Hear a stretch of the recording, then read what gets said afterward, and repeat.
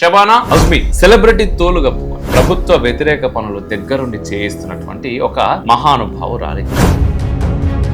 ఈమె ఎందుకు సిజేపీ నిరసనకారులతో చేయగలిగిందో, ప్రతి ఏటా విదేశాల నుంచి భారీ మొత్తం అంటే సుమారు 85 నుంచి 100 కోట్ల రూపాయల దాకా వేల కోట్ల నిధులకు అలవాటు పడిన ప్రాణాలు విలవిల్లాడిపోతాయి. దానికోసమే ఈ నీట్ పేపర్ లీకేజీని అడ్డు పెట్టుకుని లెఫ్టిస్ట్ పార్టీలు మద్దతుదారులందరూ ఒక్కచోట చేరారు. FCRA ప్రభుత్వ వ్యతిరేక కార్యకలాపాలకు లేదా దేశంలో అశాంతిని సృష్టించడానికి కొన్ని విదేశీ సంస్థలు, ఫర్ ఎగ్జాంపుల్ డీప్ స్టేట్ శక్తులు మరియు పాశ్చాత్య దేశాల ఏజెన్సీలు NGOల ద్వారా నిధులు మళ్లిస్తున్నాయనేది ప్రభుత్వం దృష్టికి వచ్చింది. ఈ 21 రోజుల డ్రామాలో అక్కడ కనిపించి స్టేజ్ మీద అతి ప్రదర్శించిన ప్రతి ఒక్క మద్దతుదారు వెనకాల తవ్వుకుంటూ పోతామంటే చాంతానంద భారం బయటపడుతుంది. सीता के पति का नाम ले लेके नीता के पति का काम कर रहे हैं.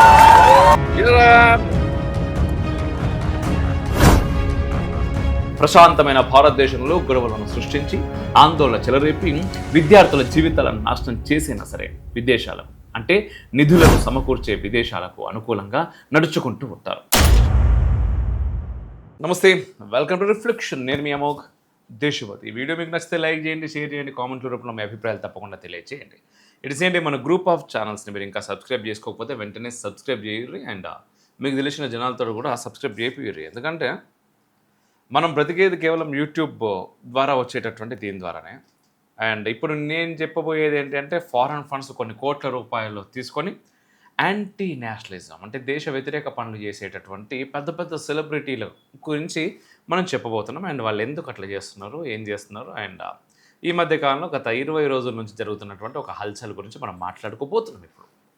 ఏందయ్యాదంటే FCRA has imposed as radar or scrutiny on the networks of foreign funds to Indian organizations. This aims to cut the fuel for anti-national activities. And మొన్న కూడా నేను చెప్పిన ఈ Jantar Mantar and this cockroach వీటన్నిటి గురించి అని చెప్పేసి ఇన్ఫ్లుయెన్సర్స్కి ఒక్క ట్వీట్ చేసి 50,000 ఇస్తామంటున్నారు. అట్లాంటి వాళ్ళు మనల్ని కూడా చాలామంది అప్రోచ్ అయ్యారు. 50,000 కాదు, మనకి ఇంకొంచెం పెద్దగానే చెప్పారు. బట్ ఒక్కటి గుర్తుపెట్టుకోర్రి, దేశ వ్యతిరేక పనులు దాని పక్కకి ఇంకో 3-4 సున్నాలు మీరు యాడ్ చేసి ఇస్తామన్నా సరే మేము చెయ్యం. అది గుర్తుపెట్టుకోర్రి. ఇదే మాట వాళ్ళకు కూడా చెప్పినాం. అయితే ఇప్పుడు మనం చెప్పబోయేది ఏంటంటే షబానా అజ్మీ సెలబ్రిటీ తోలు కప్పుకొని ప్రభుత్వ వ్యతిరేక పనులు దగ్గరుండి చేయిస్తున్నటువంటి ఒక మహానుభావురాలి. సడన్గా మొన్న మధ్య జంతర్ మంతర్ సిజేపీ నిరసనలో మనకి కనిపించింది. సిజేపీ నిరసన చేస్తున్నటువంటి వారి పట్ల షబానా అజ్మీకి ఎందుకు సడన్గా అంత ప్రేమ కలిగింది? అయ్యో, ఇది నిజంగా దేశం మీదనో లేకపోతే విద్యార్థుల మీదనో ప్రేమ అనుకుంటే బొద్దింకల మీద కాలు పెట్టినట్టే. ముందు వీటిని కొంచెం పరిచయం చేసే ప్రయత్నం రెండు నేను చేస్తాను. పాత తరం బాలీవుడ్ నటి Shabana Azmi, at the same time ప్రముఖ పాటల రచయిత జావేద్ అఖ్తర్ సతీమణి కూడా ఈవిడ. యాక్షన్ ఎయిడ్ అసోసియేషన్ అనేటటువంటి ఒక NGO సంస్థ నిర్వాహకురాలు కూడా. యాక్షన్ ఎయిడ్ సంస్థ అంతర్జాతీయంగా 1972లో బ్రిటన్లో ప్రారంభమైనప్పటికీ అది భారతదేశంలో తన కార్యకలాపాలను 1972 సంవత్సరంలోనే ప్రారంభించింది. అంటే బ్రిటన్లో సంస్థ ఏర్పాటైన మొదటి సంవత్సరమే భారతదేశంలోనూ అడుగుపెట్టింది. అయితే ప్రారంభంలో ఇది నేరుగా విదేశీ సంస్థగా తన కార్యకలాపాలను నిర్వహించింది. ఆ తర్వాత కాలంలో భారతీయ చట్టాలకు అనుగుణంగా మార్పులు చేసి 2006 సంవత్సరంలో అధికారికంగా యాక్షన్ ఎయిడ్ అసోసియేషన్ పేరుతో ఒక స్వతంత్ర భారతీయ నాన్ ప్రాఫిట్ సంస్థగా రిజిస్టర్ చేయబడింది. అయితే ఆమె దశాబ్దాలుగా ఈ సంస్థ యొక్క పాలక మండలిలో అంటే గవర్నింగ్ బోర్డులో కీలక బాధ్యతలు నిర్వహిస్తూ ప్రస్తుతం ఈ సంస్థకు చైర్పర్సన్గా కొనసాగుతూ ఉన్నారన్నట్టు. ఈ సంస్థ భారతదేశంలో పేదరిక నిర్మూలన మరియు అణగారిన వర్గాల అభ్యున్నతి పేరుతోటి కార్యక్రమాలు నిర్వహిస్తున్నామని చెప్తా ఉంటారు. దీనికి ప్రతి ఏటా విదేశాల నుంచి భారీ మొత్తం అంటే సుమారు 85 నుంచి 100 కోట్ల రూపాయల దాకా, అంతకంటే ఎక్కువే తప్ప తక్కువైతే కాదు, విరాళాలు నిధులు వస్తూ ఉంటాయి.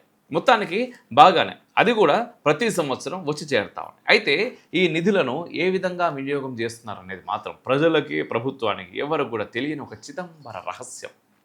మొన్న మధ్య ప్రభుత్వం ఇటువంటి సంస్థల మీద గట్టిగా నిఘా సారించేసరికి అసలు విషయాలు లోగుట్టులు అన్నీ కూడా బయటకు వచ్చేస్తూ ఉన్నాయి. ఈ నిధులు ఎక్కడి నుంచి వచ్చి చేరుతున్నాయనేది కేంద్రం దృష్టికి వచ్చేసింది ఆల్రెడీ. కానీ ఆ నిధులను ఎలా దేశ వ్యతిరేక శక్తులను పెంచి పోషించడానికి ఉపయోగిస్తున్నారు అనేది మాత్రం ఇంకా బయటకు రావాలి. అతి త్వరలో ప్రభుత్వం దాన్ని బట్టబయలు చేసుడు మాత్రం ఖాయం. ప్రముఖ సినీ నటిగా, సామాజిక కార్యకర్తగా మరియు మాజీ రాజ్యసభ సభ్యురాలిగా శిబానా అద్మీ ఈ సంస్థకు చైర్పర్సన్గా వ్యవహరిస్తున్నప్పటికీ సెలబ్రిటీ హోదాను అడ్డం పెట్టుకొని కొన్ని నిర్దిష్ట రాజకీయ ఎజెండాలను లేదా విదేశీ నిధులతో నడిచే సంస్థల గొంతును చాలా బలంగా వినిపిస్తున్నారని, ఇది ప్రభుత్వ విధానాలను అస్థిరపరిచే కార్యక్రమాలను అమలుపరచడంలో ముందుగా ఉంటున్నారని వీరిపై జరిగేటటువంటి ఆరోపణ. ఈమె ఎందుకు సీజేపీ నిరసనకారులతో చేయి కలిపిందో, ఎందుకు వారి పట్ల అంత జాలి చూపుతా ఉన్నదో, ఎందుకు వాళ్ళకి మద్దతు తెలుపుతా ఉన్నదో ఇప్పుడు మీకు అర్థమైంది అని నేను అనుకుంటా ఉన్నాను. నిజంగా సీజేపీ నిరసన అనేది నీట్ పేపర్ లీకేజీ విద్యార్థుల కోసమే అయితే ఇలాంటి ఎన్జిఓ సంస్థలు అనేవి జోక్యం చేసుకో. నాలంటోడు కూడా ఎందుకు మాట్లాడుతున్నాం మేము ఇక్కడ? సీజేపీ నిరసన నీట్ పేపర్ లీకేజ్ అనేది ఒక కథ మాత్రమే. అయితే ప్రభుత్వం ఎఫ్సీఆర్ఏ కట్టుదిట్టమైన మార్పులు చేయబోతున్న విషయం ఎన్జిఓ సంస్థలు నడిపే పెద్ద మనుషులకు మింగుడుపడని విషయం. వీరి గుండెల్లో రైళ్లు పరిగెడతా ఉన్నాయి. వేల కోట్ల నిధులకు అలవాటు పడిన ప్రాణాలు విలవిల్లాడిపోతా ఉన్నాయి. దానికోసమే ఈ నీట్ పేపర్ లీకేజీని అడ్డు పెట్టుకొని లెఫ్టిస్ట్ పార్టీలు, మద్దతుదారులందరూ ఒక్కచోట చేరారు. ఎఫ్సీఆర్ఏ విదేశీ విరాళాల నియంత్రణ చట్టం అనేది భారతదేశంలో పనిచేస్తున్న ఎన్జిఓలు విదేశాల నుండి స్వీకరించే నిధుల్లో పారదర్శకతను పెంచడానికి కేంద్ర ప్రభుత్వం ఈ యొక్క నిబంధనలను కఠినతరం చేసింది. ఒక రకంగా చెప్పాలంటే దేశంలో అసాంఘిక చర్యలకు పాల్పడేవారు విదేశీయుల చేతుల్లో తోలుబొమ్మలు వాళ్ళ యొక్క ఆటను కట్టించడానికి వీళ్ళు ఈ విధమైనటువంటి నిబంధనలు పెడతా ఉన్నారు.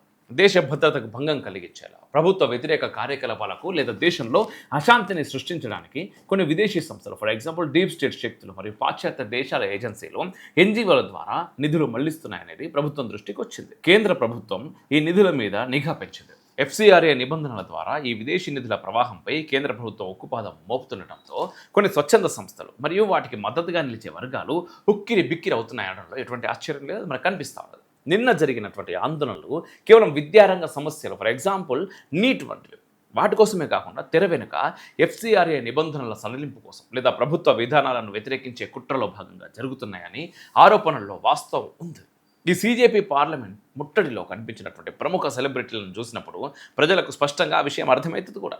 దేశంలో ఇటీవలి కాలంలో కొన్ని స్వచ్ఛంద సంస్థల మీద మరియు వాటి నేతల మీద జరిగినటువంటి ప్రభుత్వ తనిఖీలు లేదా సోదాల విషయంలో, for example centre for equity studies వంటి సంస్థల మీద జరిగినటువంటి దర్యాప్తు సందర్భాల్లో ఈ షబానా అజ్మీ సంస్థ అయినటువంటి యాక్షన్ ఎయిడ్ పేరు కూడా కొన్ని ఫిర్యాదుల్లో ప్రస్తావించబడింది. అధికారిక ఎఫ్సీఆర్ఏ రిటర్న్లు మరియు నివేదికల ప్రకారం ఈ సంస్థకు ప్రతి ఏటా విదేశీ నిధుల రూపంలో సుమారు 85 కోట్ల నుండి 100 కోట్లకు పైగా ప్రతి 3 నెలలకు ఇంకా ఎక్కువ కోట్లలో నిధులు అందుతున్నట్టు గణాంకాలు స్పష్టం చేస్తూ ఉన్నాయి.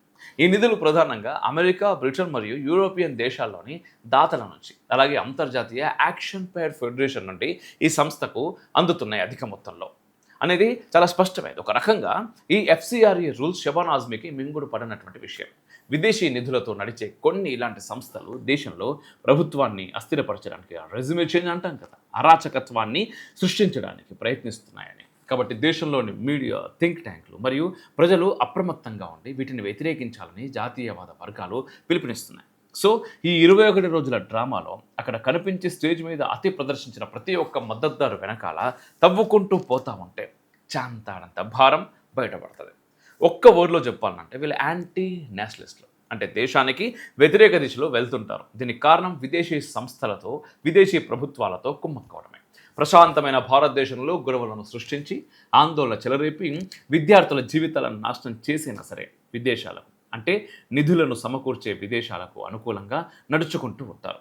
ఇక్కడ మోడీ ప్రభుత్వం ఏ దేశంతో అయినా మైత్రి చేయడమే కానీ దాసోహం అంటూ గులాం సాబ్ అంటూ చేతులు కట్టుకొని మోకాళ్ళు వంచి నిలబడలేదు.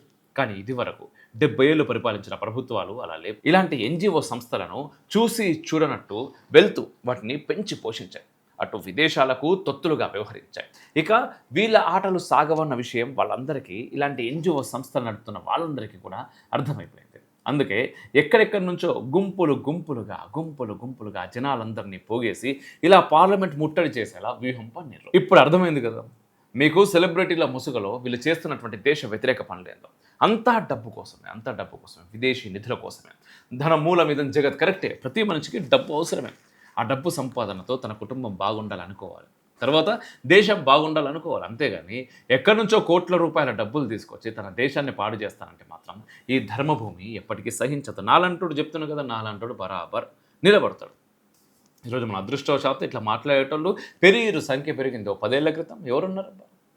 నేను వేళ్ళ మీద లెక్క పెడతా. దేశం గురించి, ధర్మం గురించి మాట్లాడే జనాలు అట్లా ఆ టైంలో నేను మాట్లాడుతూ ఉంటే తిట్టినోళ్ళు చాలామంది ఉన్నారు. ఈరోజు ఆ తిట్టినోళ్ళు అందరూ కూడా దేశం గురించి, ధర్మం గురించి మాట్లాడుతున్నారు. నిజంగా ఇది శుభ పరిణామం. నిజంగా చెప్తున్నా కదా, ఈ 10 ఏళ్ల కాలంలో, అంటే ఫర్ ఎగ్జాంపుల్ నా విషయానికి వస్తే, ఇది 10 ఏళ్ల కాలంలో ఎన్నో వచ్చినాయి ఇట్లాంటివి.